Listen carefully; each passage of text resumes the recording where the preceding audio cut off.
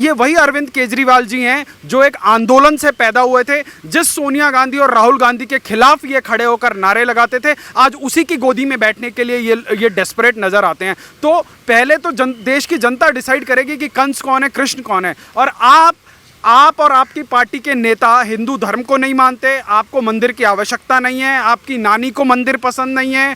तमाम राम मंदिर के विषय में इन्होंने जो है तमाम अभिव्यक्ति अभी भी जो है मीडिया पे पड़ी हैं। और ये व्यक्ति इतना झूठ बोल सकता है, आप सोचिए। पिछले 6 महीनों में 1 दर्जन से अधिक बार ये भाई साहब गुजरात गए हैं, चार्टर्ड प्लेन में गए हैं और गुजरात के अंदर जाकर जो है ऑटो में बैठने का जो है स्वांग रचते हैं। और सोचिए, दिल्ली वालों का पैसा बाप का माल समझ के जो है पंजाब में उड़ाते हैं, अब पंजाब का माल बाप का माल समझ के जो है गुजरात में उड़ा रहे हैं। आज जो व्यक्ति वैगन आर में चलता था, जो व्यक्ति बड़े भाई की शर्ट और पिताजी की पैंट ओवरसाइज कपड़े पहन के चलता था, जो एक मुख्यमंत्री, आज अरविंद केजरीवाल जी लगभग प्रधानमंत्री के बराबर की तनख्वाह लेते हैं, 3.5 लाख रुपए तनख्वाह पाते हैं और उसके बाद नीचे चप्पल पहन के दिखावा करते हैं। और दिखावा इतना ही नहीं, और उसके बाद भाई साहब जो है दुनिया को अडानी अंबानी की सरकार बोलते हैं। आज देश की जनता जानना चाहती है कि भाई साहब ये जिसके चार्टर्ड प्लेन में घूम रहे हो वो किसका चार्टर्ड प्लेन है। ये राजेंद्र गौतम ने जो बयान दिया है, ये सिर्फ और सिर्फ गुजरात के अंदर मुसलमानों का वोट पोलराइज करने की जो है तकनीक है। जब इन्होंने देखा कि ये पूरा का पूरा मामला उल्टा पड़ गया तो उससे इस्तीफा दिलवाकर जो है नाखून काट के शहीद होने की ये रवायत अदा की जा रही है। आप बताइए, सत्येंद्र जैन जेल के अंदर है, उसका इस्तीफा क्यों नहीं?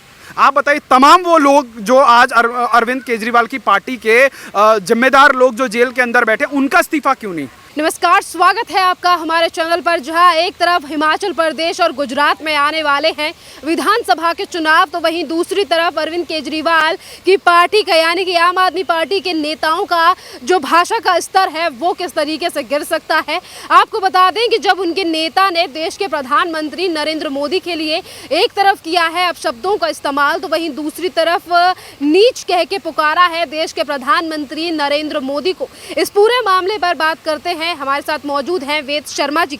शर्मा जी, किस तरीके से देख रहे हैं? एक तरफ चुनाव कैंपेन है, फ्री का लालच है, वहीं दूसरी तरफ जिस तरीके से सी वोटर सर्वे सामने आ रहे हैं, इन तमाम चीज़ों से बौखलाकर देश के प्रधानमंत्री के लिए अब शब्दों का इस्तेमाल आखिरकार क्यों कर रही है आम आदमी पार्टी?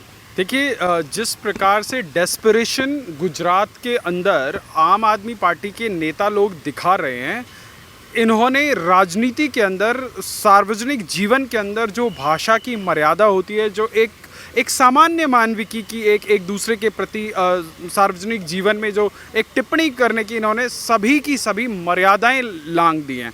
अब आप सोचिए कि आज देश का प्रधानमंत्री जो है वो एक संवैधानिक पद है, उसकी एक गरिमा है और उसका सम्मान किया जाना चाहिए डिस्पाइट ऑफ सभी पॉलिटिकल डिफरेंसेस। आज आप देखिए मुलायम सिंह यादव जी की किस प्रकार से जो दुखद मृत्यु हुई और देश के प्रधानमंत्री से लेकर जो है सभी लोगों ने उनको श्रद्धांजलि देने का काम किया। बेशक वो एक अलग आइडियोलॉजी से आते थे, आज उनको जो है धरती पुत्र कहकर जो है संबोधित किया। देश के गृह मंत्री जो है उनको श्रद्धांजलि देने पहुंचे। परंतु आम आदमी पार्टी इस देश की राजनीति में एक बहुत बड़ा एक नेगेटिव पैराडाइम जो है क्रिएट कर रही है। आप सोचिए, अरविंद केजरीवाल जी और जो उनके लोग हैं, उन्होंने उत्तराखंड के चुनाव में भी ऐसे ही कहा था। अब देश की जनता ये जानना चाहती है, मैं तो कहता हूं कि देश का main stream media Arvind Kejriwal से सवाल क्यों नहीं पूछता। आप उनकी भाषा देखिए। उन्होंने कल गुजरात में एक जगह क्या कहा कि जी मैं जन्माष्टमी वाले दिन पैदा हुआ था और जो है मैं कृष्ण का अवतार हूँ और मैं इन सब कंस को मारने के लिए पैदा हुआ हूँ। आप बताइए, उनको ये अथॉरिटी किसने दी? और ये वही अरविंद केजरीवाल जी हैं जो एक आंदोलन से पैदा हुए थे, जिस सोनिया गांधी और राहुल गांधी के खिलाफ ये खड़े होकर नारे लगाते थे। आज उसी की गोदी में बैठने के लिए ये डेस्परेट नजर आते हैं। तो पहले तो देश की जनता डिसाइड करेगी कि कंस कौन है, कृष्ण कौन है। और आप और आपकी पार्टी के नेता हिंदू धर्म को नहीं मानते, आपको मंदिर की आवश्यकता नहीं है, आपकी नानी को मंदिर पसंद नहीं है। तमाम राम मंदिर के विषय में इन्होंने जो है तमाम अभिव्यक्ति अभी भी जो है मीडिया पे पड़ी हैं। और ये व्यक्ति इतना झूठ बोल सकता है, आप सोचिए। पिछले 6 महीनों में 1 दर्जन से अधिक बार ये भाई साहब गुजरात गए हैं, चार्टर्ड प्लेन में गए हैं और गुजरात के अंदर जाकर जो है ऑटो में बैठने का जो है स्वांग रचते हैं।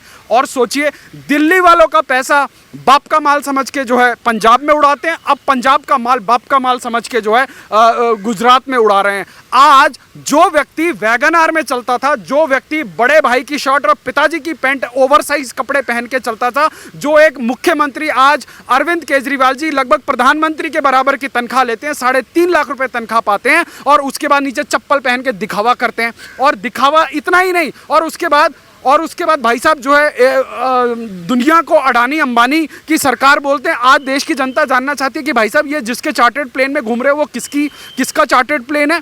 तो ये जो आम आदमी होने का और सामान्य जीवन जीने का जो ढोंग है, उसकी परत जो है खुल गई है।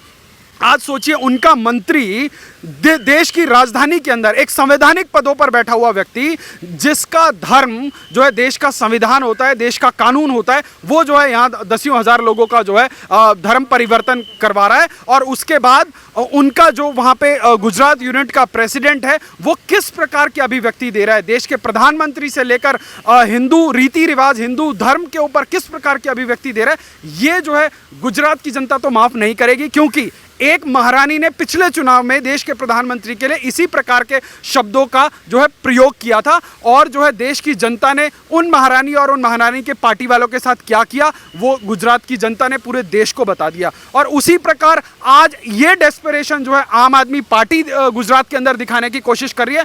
मैं तो कह रहा हूँ 2 सीट आ जाए इनकी, बहुत बड़ी बात है। इनको समझ ये आ जाना चाहिए कि काठ की हांडी बार बार नहीं चढ़ती।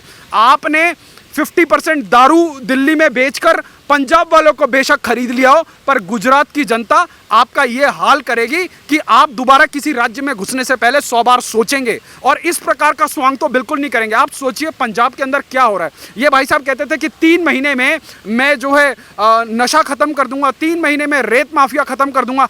उल्टा शराब माफिया से मिलकर पैसा कमा रहे हैं, और वो पैसा जो है गुजरात में लगाने के लिए आतुर हैं। तो देखिए, गुजरात की जनता बहुत समझदार है, और गुजरात के अंदर जो है गुजराती लोग बिजनेसमैन लोग हैं, गुजरात के लोग शांति प्रिय लोग हैं, और गुजरात के लोग ऐसे ड्रामेबाज को निश्चित रूप में जो है नकारने वाले हैं।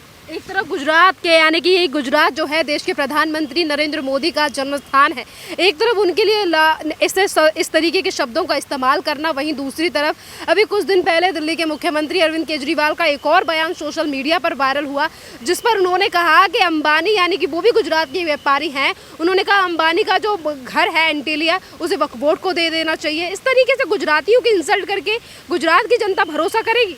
देखिए, वो जो वक्फ बोर्ड वाला जो इनका बयान है, वो बहुत तेज़ी से वायरल हुआ। आप सोचिए, इनके मंत्री लोग हिंदू देवी देवता और हिंदू धर्म को किस प्रकार से डिमीन करने का काम करते हैं, किस प्रकार से बदजुबानी करते हैं, और उसके बाद जो है वक्फ बोर्ड में जो है इनको प्यार उमड़ के आता है। बोलते हैं कि अंबानी का घर जो है वक्फ बोर्ड की ज़मीन पे है, अगर हमारी सरकार होती तो हम उसको गिरा देते। क्यों भाई?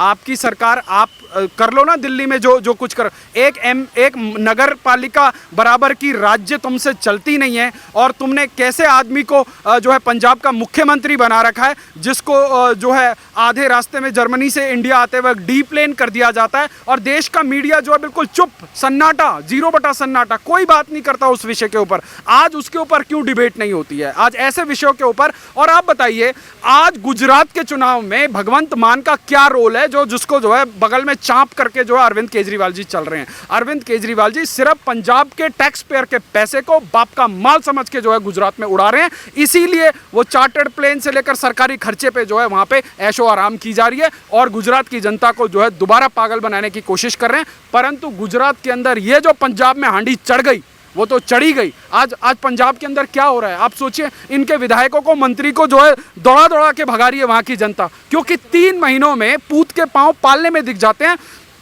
पंजाब के अंदर इनकी सरकार क्या कर रही है, पूरा देश देख रहा है। पंजाब की जनता जो है सर पकड़ के बैठी है। आप सोचिए, वहां पे रोज सोशल मीडिया के ऊपर वीडियोस वायरल हो रही हैं कि क्या महिलाएं, क्या बच्चे, क्या युवा वहां नशे की लत में जो है, कोई सड़क पे पड़ा है, कोई सड़क पे गिर रहा है, कोई क्या हो रहा है। और उसके बाद मंत्री लोग बड़े चौड़े में आके कहते हैं कि जी हमने आपके लिए शराब का इंतजाम करा दिया। ऐसे ऐसे गैर जिम्मेदाराना बयान इनकी सरकार के जो है जिम्मेदार लोगों के सोशल मीडिया पर वायरल हो रहे हैं। अभी अभी ने हिंदू देवी देवताओं का जिक्र किया कि कैसे अरविंद केजरीवाल की पार्टी के ही नेता राजेंद्र पाल गौतम हजारों लोगों का धर्मांतरण करवाते हैं और उन्हें शपथ दिलाते हैं हिंदू देवी देवताओं को ना मानने की।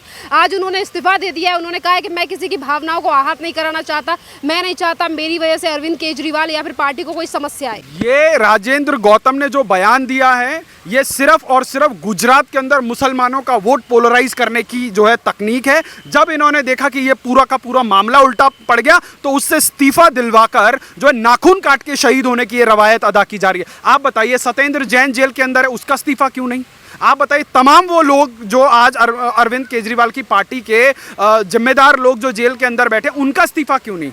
आज उसको पार्टी से निष्कासित क्यों नहीं करते? आज जाके ये तो नहीं बोला कि जो है मेरी पार्टी का ये ऑफिशियल बयान नहीं है और जो उससे किनारा तक नहीं किया, सिर्फ जो है उसका इस्तीफा दिलवाकर ये नाखून काट के जो शहीद होने की रवायत है। आप सोचिए दिल्ली के अंदर जो है मस्जिदों के अंदर इमाम को और मुअज्जिनों को जो है सरकारी खजाने से तनख्वाह कौन दे रहा है? अरविंद केजरीवाल जी, आप एक स्टेट के अभिभावक हैं, मुख्यमंत्री हैं। आपने तो किसी मंदिर के पुजारी के लिए तो कोई ऐसी व्यवस्था नहीं करी। मेरे देश का संविधान सभी को समानता का अधिकार देता है या सिर्फ जो है दिल्ली के अंदर जो है मस्जिदों के जो है सौंदर्यकरण के लिए खर्चा देता है?